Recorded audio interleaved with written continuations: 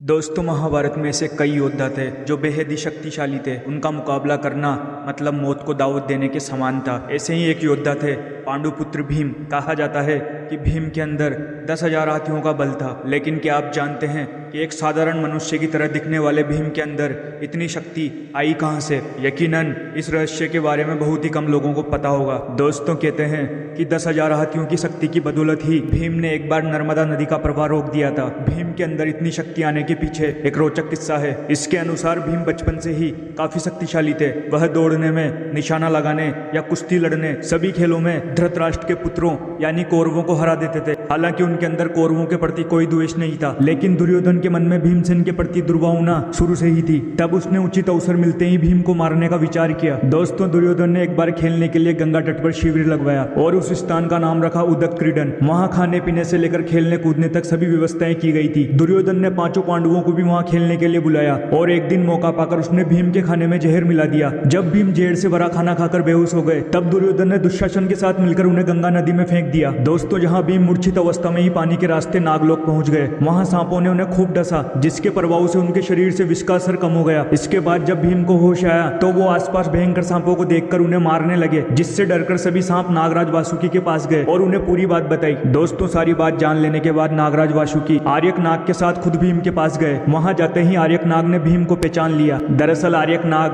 भीम के नाना थे। इसके बाद वो भीम को अपने साथ नागलोक ले गए। वहां उन्होंने नागराज वासुकी से भीम को उन कुंडों का रस पिलाने की आज्ञा मांगी जिसमें हजारों हाथियों का बल था। दोस्तों, बाद में नागराज वासुकी ने इसकी आज्ञा दे दी और तब भीम 8 कुंडों का रस पीकर एक दिव्य शैया पर सो गए। दोस्तों, नागलोक में भीम 8 दिनों तक सोते रहे और जब वो जागे तो उनमें 10,000 हाथियों की शक्ति आ गई थी। बाद में वो हस्तिनापुर पहुंचे और माता कुंती और अपने भाइयों को दुर्योधन द्वारा उन्हें विष देकर गंगा में फेंकने और नागलोक में जो कुछ भी हुआ सारी बातें बताई। तब युधिष्ठिर ने भीम से कहा कि वो ये बात किसी को न बताए। तो दोस्तों, आशा करता हूं कि इस वीडियो से आपको कुछ जानकारी जरूर मिली होगी। तो वीडियो को लाइक करना और चैनल पे नए हो तो चैनल को सब्सक्राइब करना। Thank you.